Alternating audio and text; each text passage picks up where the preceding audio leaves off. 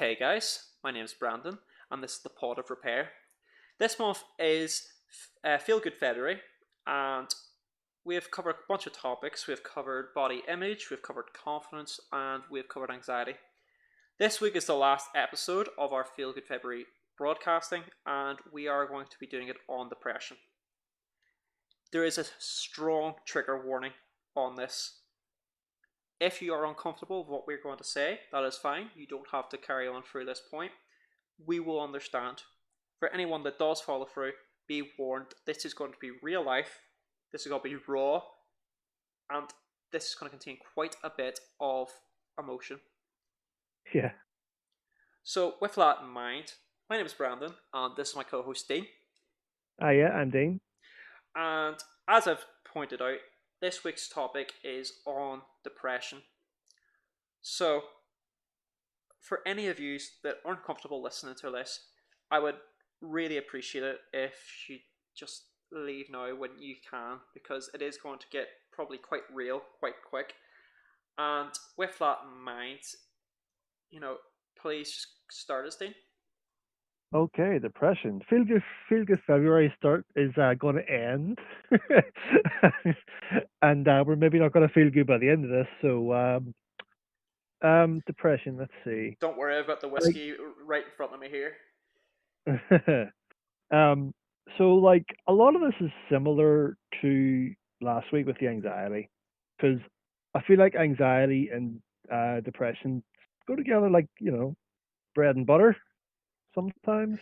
Yeah, Um, I often it, joke that having anxiety and depression and they're both kind of acting up or having a bad day, it's a bit like playing life on hard mode, like it's like Dark Souls level difficulty at times. yes. I think you said you wanted to have a go at that since you enjoyed that type of game before. I've played the Star Wars version of Dark Souls and I quite enjoyed it, but yeah, I don't know if it's necessarily for me right now. I have too many games I need to play through. True. Anyway, back to the more hard hitting stuff. Yeah. Um, so yeah, like um, as I mentioned before, I've not had the easiest or happiest life at a lot of the time. Brought up the Robin Williams similarities and things. Yeah. So like the whole "you're not good enough" thing, I felt with anxiety almost doubles with depression because depression almost doubles down any negative feeling you have. Sometimes it's just it numbs you. Like the weeks after my dad passed, I felt like I was numb. Like I was just floating through my life. Like That's my that's the grief. Yeah, yeah grief is fucking shite. yeah um like and then other parts of that where I was bubbling emotionally. Like it was a very fine line between cry or scream or outburst or apparently I snapped a lot of people and I feel horrible about that during that time. I feel so bad that I snapped at people. Like I didn't even know I was doing it. There was that like it was almost like out of body. It was just like it was like a pressurized spring. Yeah, you're Um going for the motions. Yeah, and it's like I don't even know, you're running on autopilot because your brain just can't comprehend. Like we're still talking about grief here, and like I for a long time, like that year, I just couldn't fathom not being able to just ask a simple question, have a simple conversation. It was just the most mind blowing. It was the most. I don't know how do you describe it. It's like this person just doesn't exist anymore. Like you can't literally have a conversation. You can't get a hug. It can't. Like you can't call for advice anymore. yeah, he wasn't going to phone me up and moan at me because his tablet wasn't working, which he did before whenever he was still alive. Like he used to phone me every other week at uni because his tablet wasn't working, and I'm like, turn it off and on again. I wasn't even going to get that. It's like, and like there was even happy things. Like for example, I when I was home. when the BFG remake came out, the Spielberg one, that was a great movie. But in the middle of that cinema, I burst into tears because I was like, I used to watch the cartoon with my dad. Yeah. Like, like grief is a weird thing. Like, I think depression and grief are like married. Yeah, It's like, I think grief really it extenuates depression a lot. It makes it a lot worse because I think you can have depression for quite innocuous reasons, or just a bit of trauma you've experienced when you're younger, or just like bullying kind of leads into it, yeah, and things that wouldn't affect you otherwise then suddenly compound, and suddenly you're drowning.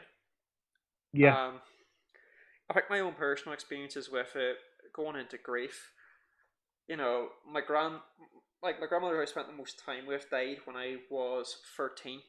So at that stage, I knew what grief was, but I was able to get over it. It is very hard because I haven't been up to see my granny's grave. Still haven't been to this day.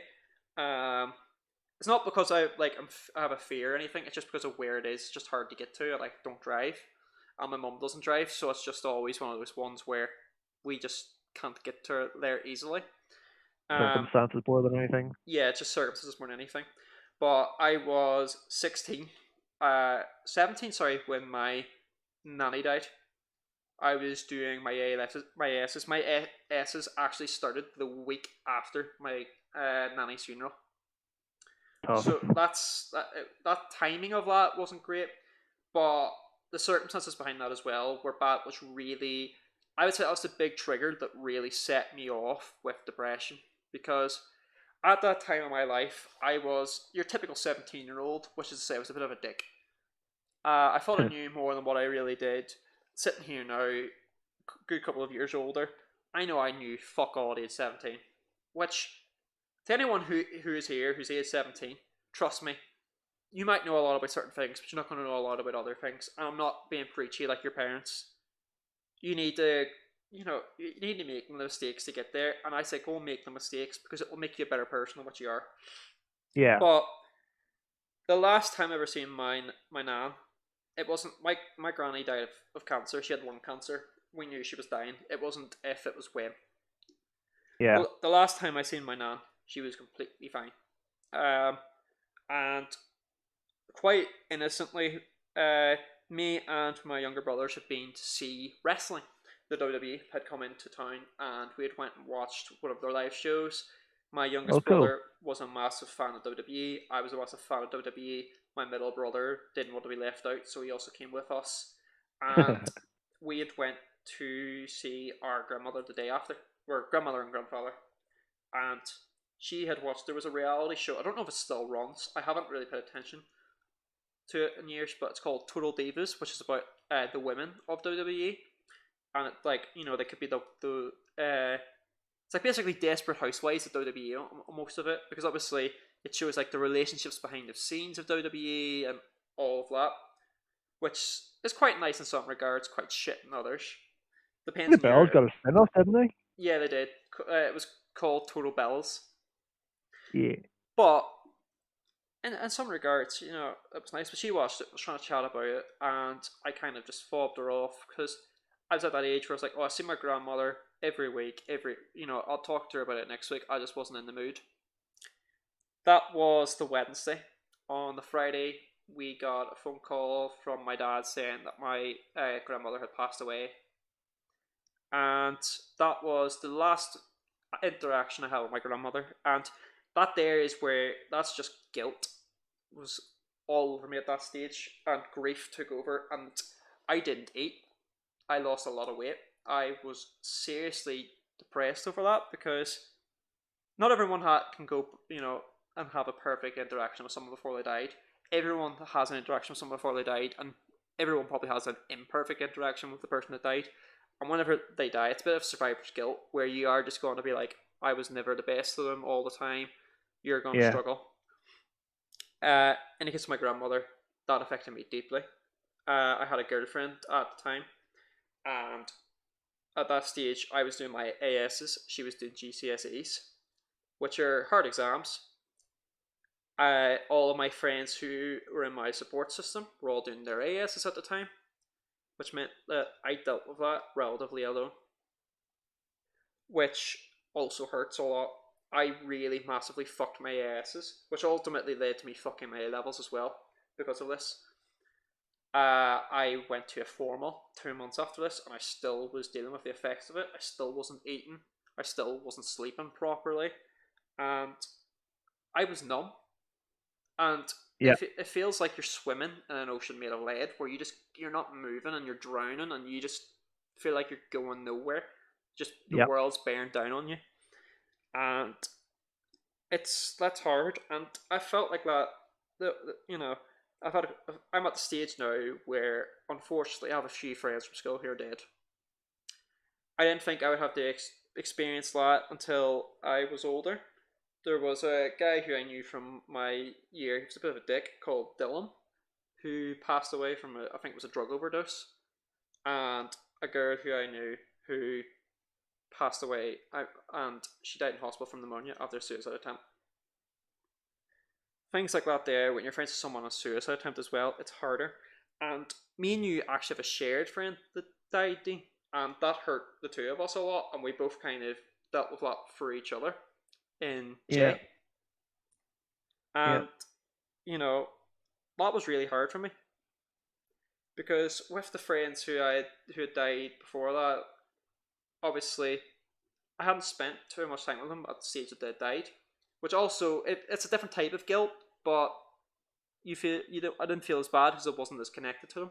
But with Jay, we had I worked with him very closely. I seen him more than I seen my own family at a stage, and we He's a had great actually guy. he was a great guy, and we spent a lot of time talking about things that we were planning to do together. Um, the Foo Fighters concert, for example, and I wa- unfortunately, he never got the chance to go to see Foo Fighters again, Yep. and that hurt a lot. That was a But good concert too. That was a good. Sad that he missed that. I think I think the worst I've ever felt with my depression was in the period between my A levels and getting that job in Brandon's bar, which I'm not going to say the name of the bar on this podcast because I'm not getting them publicity. But in this when I in that period of time between I failed my A levels, which was in August, where I got the results, and working in this bar, which was November, which is 3 months. I obviously failed my A levels. I was flat broke. My relationship ended, which was nearly 3 years long at that point. I had no job and I was searching for a job and no one wanted me. And obviously, I've been told the entire time I was going for school, get GCSEs, you'll be able to get a job, get A levels, you'll be able to get a job. And people That's a going, lie. and I couldn't get a job in the easy places to get jobs like McDonald's or KFC, the fast food places. Couldn't get jobs. I didn't have enough experience or didn't have the qualifications. People looking for for university degrees for basic jobs, which is hard as well. It's unrealistic, and I think that affects a lot of people our age in terms of mental health. Yep. And I had reached the end of my tether by the stage. Like, I do think if I hadn't found a job by that Christmas time, that probably would have been the point where something drastic would have happened. At the stage where I found the job, I was near the end of my rope, so to speak. I wasn't at that point suicidal, but I do think I was getting the stage where I would have been close to being suicidal, which is something that is very hard to kind of talk about. I think where people are a bit scared to talk about getting that close. It's taboo, but I think I was at that point where I could have ended my own life in less than a month from where I was at when I got that job. And I'm forever grateful to the hirer manager that hired me. He's one of my good friends now. Yeah, he's a great I guy. haven't spoken to him in about 2 or 3 months now, but I do need to send him a couple of messages and see how he is. I think the last time I spoke to him was just after uh, his birthday, and we were talking about how if this COVID nonsense uh, dies down soon, that he's going to come over and visit me, and we're going to go see some football, which I would love. Ah, Um, I love him the bits. But through working there, I obviously met my girlfriend. I was able to get money. I was able to get experience. I was able to grow as a person. I met so many people. Not all of them nice, granted, but so many amazing people that my life is forever different for knowing them. I've experienced things with people that I never would have experienced otherwise, and I'm forever grateful. But it does scare me how close I was to the end of my rope there, and I think that's the lowest I've ever been. Um, and I don't handle emotion very well. I think I've said to people about this. The reason that is probably never going to be discussed on stream. But I think people. I think you might know, Dean. I think I have told you privately, and I think I've told Izzy privately. I don't know. I don't know who I've told and who I don't, because I only really talk about it when I'm really drunk. But there is things going on in the background that obviously have accumulated into my mental state as well. It isn't just the visible stuff. There is also invisible stuff, which I think is fine as well, because everyone has things about them that deserves to be kept private. I'm a big Everybody's fighting their own battle. yeah. Um, and it's the same as I know with you. I know exactly what's going on in your life, and I know it causes. Now, we have a bit of a difference because you you have recently started taking antidepressants, haven't you? Yeah. What's your experience like with them? Well, it's more of a stabilizer, but like the way they seem to have worked. Actually, I've got a story about this. Um, there's they stabilize you, but then it's like your body becomes um reliant on them, and like I ran out the week before Christmas, so like that was okay during the week. You got to I ordered them out of Boots because Boots do the prescription service, Yeah, so I ordered them, and it's like they didn't have them till Christmas Eve. And you know what it's like getting anywhere on Christmas Eve? It's just the write off. There's no point. yeah, So Boxing Day came along, and it was like either Christmas night or Boxing night. I had a dream where I was talking myself out of slitting my throat with the kitchen knife. Um, so by the next day, the next morning, I said I need them antidepressants because I don't yeah. want. That's a I bit. That's think a the that's dreams very is dark. Yeah, the dreams as far as I want to go here. yeah. But I think that's very fair. I think that's a very mature response to that as well, because people could just ignore that, and obviously that's not healthy. If there's anyone who watches this podcast or listens to this podcast rather, and does have these sort of things, please talk out to people and get help for it. There's always people there, and you know, committing suicide, killing yourself, whatever name you want to give to it, it doesn't get rid of the pain and suffering. It It ends only it spreads it it, out. it, it ends it for you. But everyone out there has someone that will miss you when you're gone. No matter how you feel in this moment, there's always someone that's going to miss you. Be it parents, siblings, And cousins, aunts, uncles, grandparents, children. You've got your spouses or your partners, your friends, your people you work with. Death affects everyone the same way, where it's going to unite people when you die. But if you commit suicide, it's also going to spread that pain and suffering on the them, because they're going to yeah, feel awful that you didn't come to them about that. Again, like I did with last week's episode, I will be putting links in the description for the likes of Samaritans and other phone numbers that you can call. If you are a university student, your university will 100% have links for the university's own services. And I would say your yeah. high school will have these services. Your workplace will probably have these services. You can talk to your doctor or your GP about it. There's people there to talk to about it. Even if it's just a case of you go to the pub or you go to your friend's house and you have a drink and you chat about it over a drink, it's okay to not be okay. Yeah.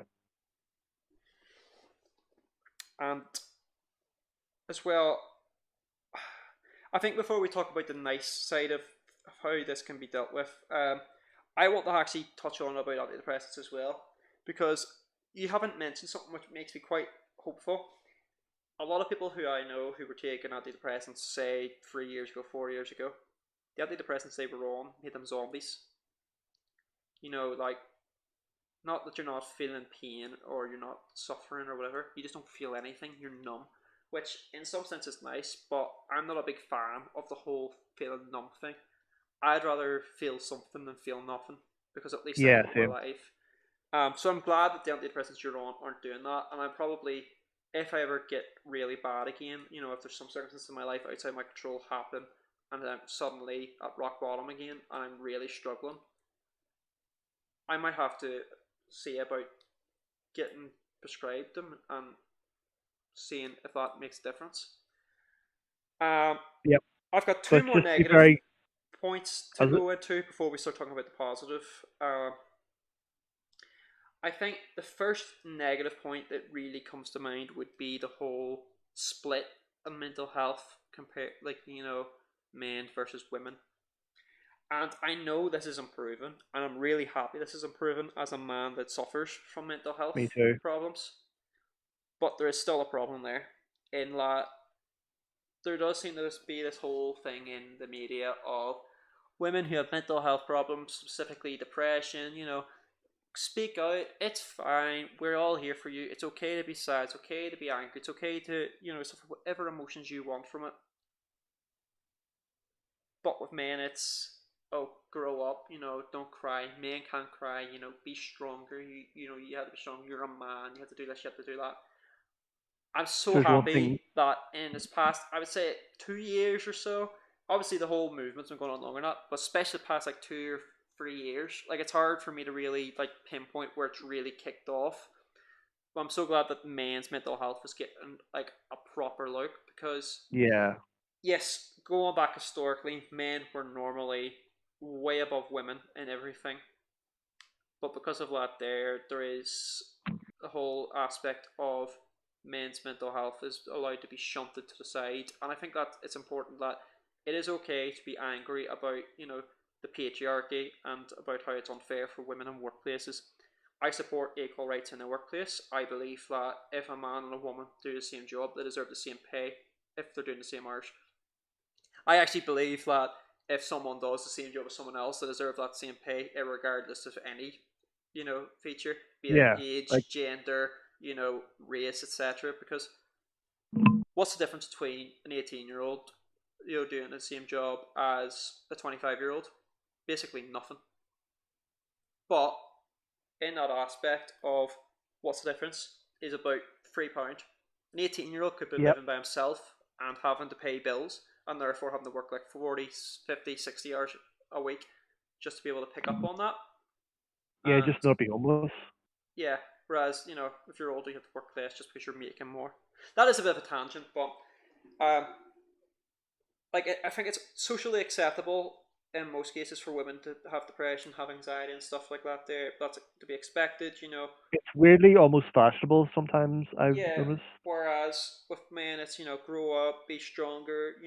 Why are you sad? Just be happy, which is harder. I know it's not always the case. I know there's a lot of people who do make it their best attempt to. Uh, yes, that's a very good point. I will talk about that in a second. Um, I think uh, personally, just if I may interject, there's actually a big trigger for me when somebody says "man up." yeah, that is one of the things. It's not even that triggers me, and I'm like it makes me more depressed. It just fucking makes me pissed.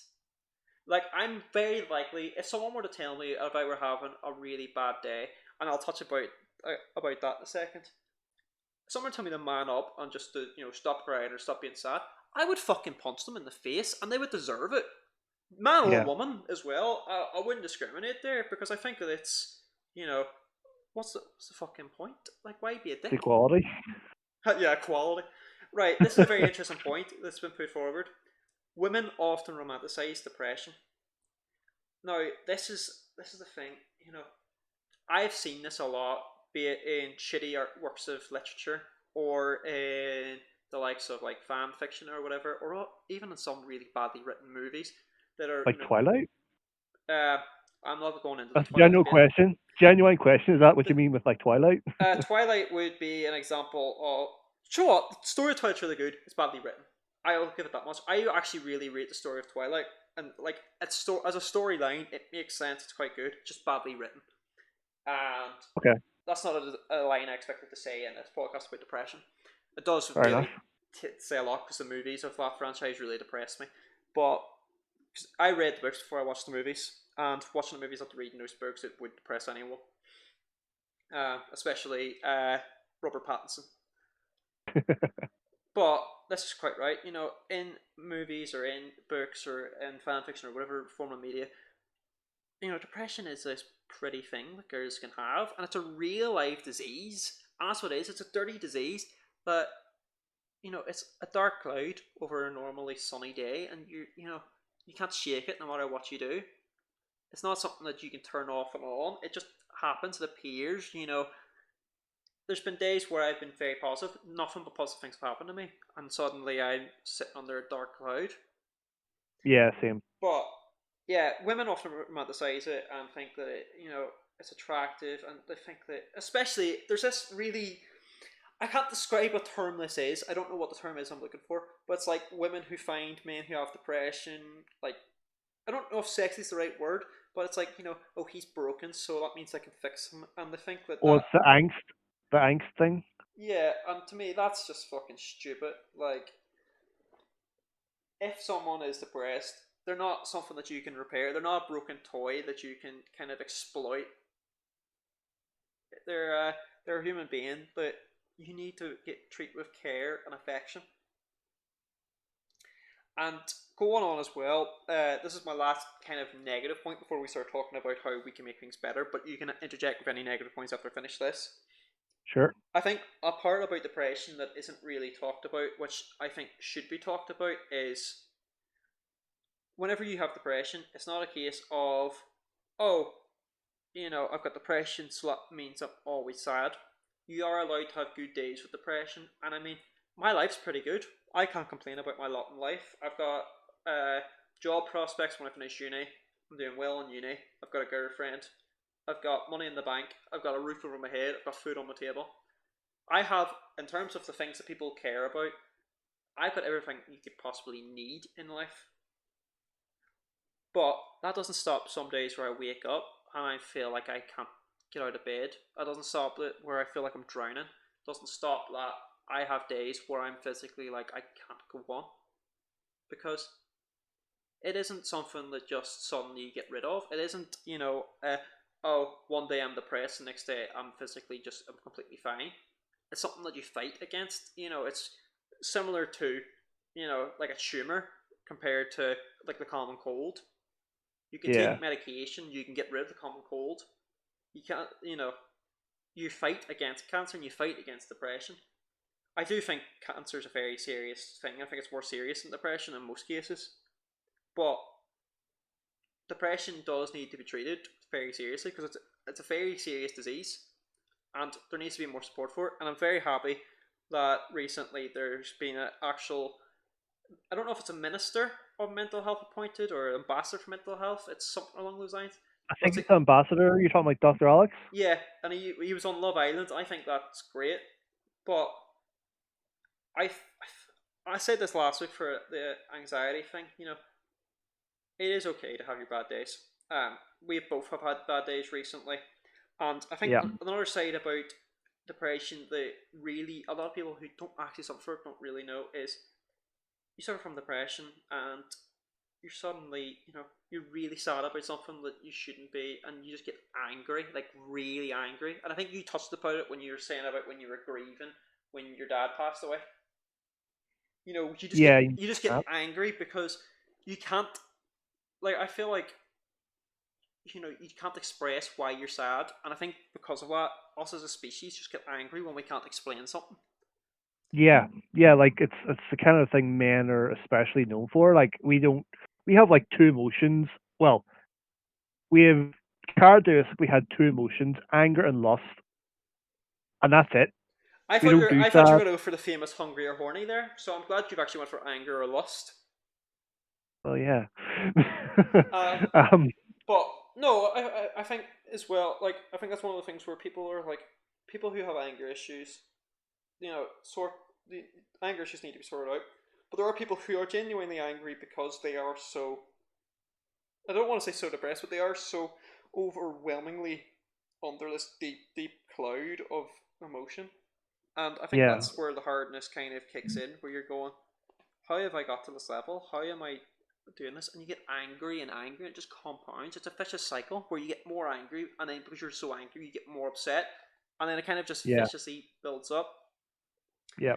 Now, we've talked a lot about negatives. Have you got anything more negative about depression?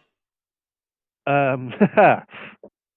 um. Well, similar to like this is kind of like a before and after effect I had with my dad passing. Um. Before my dad passed, I wouldn't really consider myself an emotional person.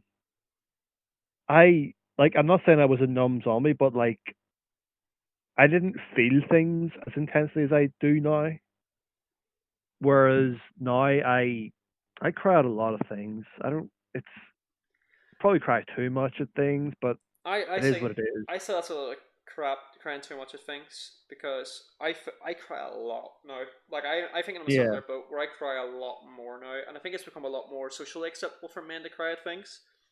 Yeah. And I think that's fine. If you want to cry at something, you go ahead and cry at something. There's no one that can tell you that's wrong because it's your life. You do what the fuck you want and do whatever makes you feel good.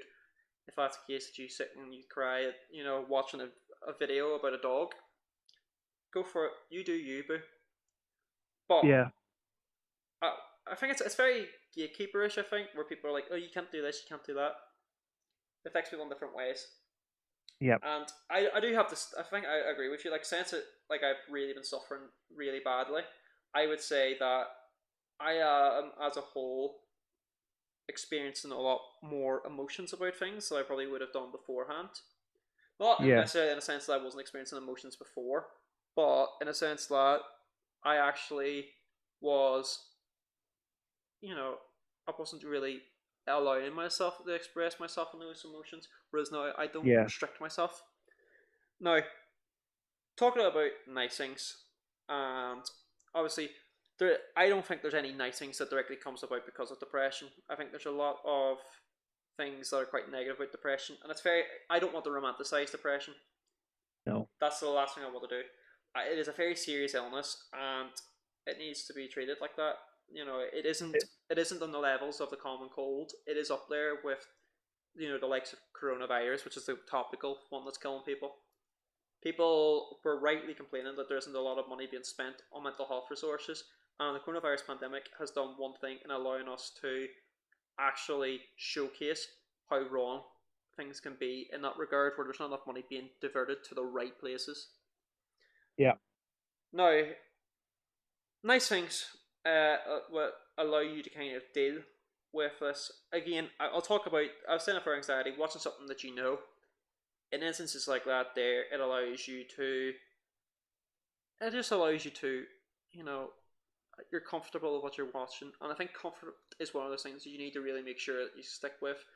If your depression's really bad, you're taking medication, you need to make sure you're comfortable. If your depression's not as bad as that, and not as bad as the right thing, but some people can cope better with like different like things compared to Yeah. others. Um, I think in cases like that, there it's okay to have your blips. If you have a bad day, focus on self, care. Focus on doing things that make you happy. Yeah. It might seem like it's very hard at the time, but it does get better. There is a light at the end of the tunnel, and there's Yeah. always people that are there for you, be it friends, Yep. family, teachers, you know, lecturers at uni. There's services available to talk to. If you're a particular fanatic about certain games, there will be a community out there of people that you can talk to, and even if it's not about your depression, you can talk to them, and it will make you feel good if you're talking about something you enjoy. I enjoy Pokemon. I am in quite a few Pokemon communities where I talk about Pokemon.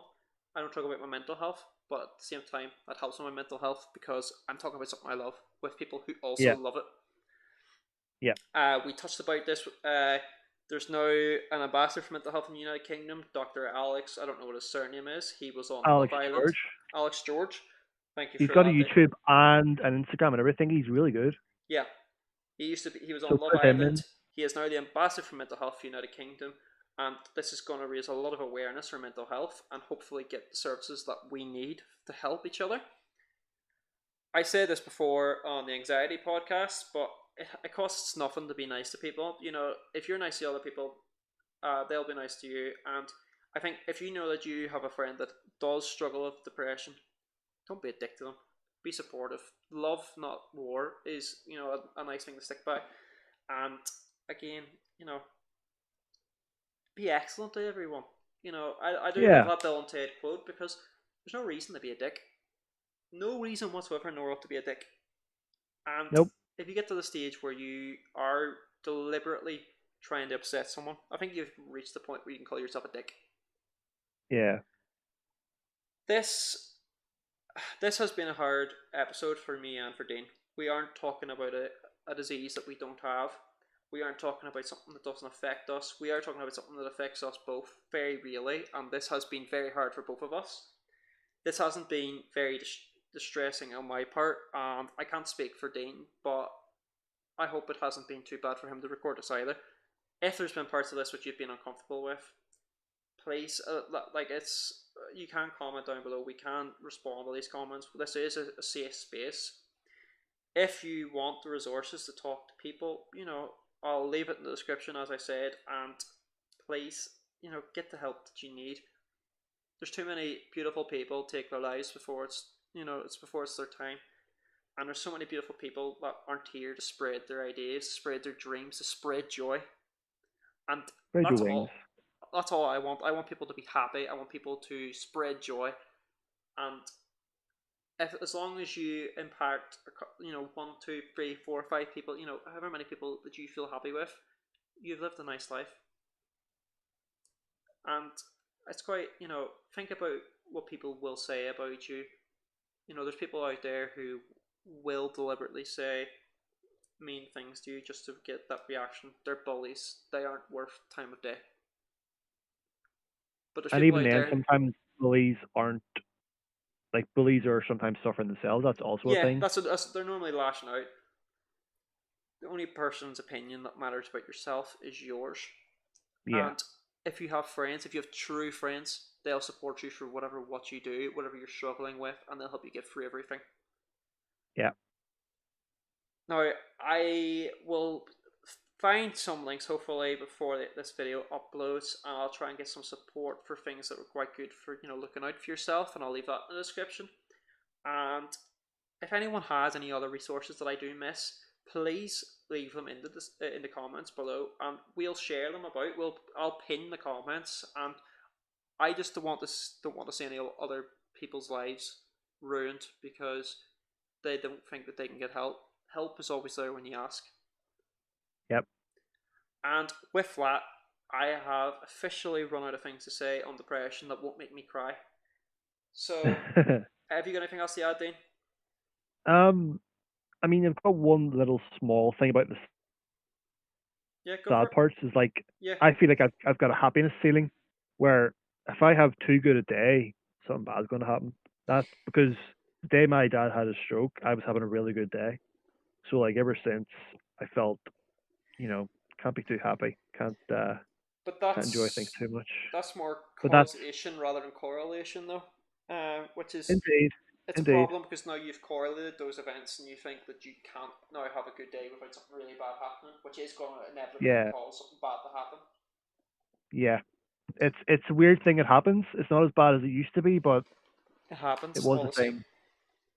But on the flip side, I want to thank everybody that's ever been there for me, new, old, current, past, future. Uh, yeah, like positive note, I'm very thankful to have the people around me that can bring me back out of the dark cave, like yourself and Izzy and whoever else. Yeah, thank you for that, Dean. Anytime. And I think as well, there's a very famous Harry Potter quote, and it's one of my favorite Harry Potter quotes, and I'll kind of end on this. Uh, you can always find the light in the darkness if you remember to turn on the light. You need Yep. to you have to be a bit proactive in it. The light is not a switch itself all. If Yep. you ask for help, if you talk to people, it will get better.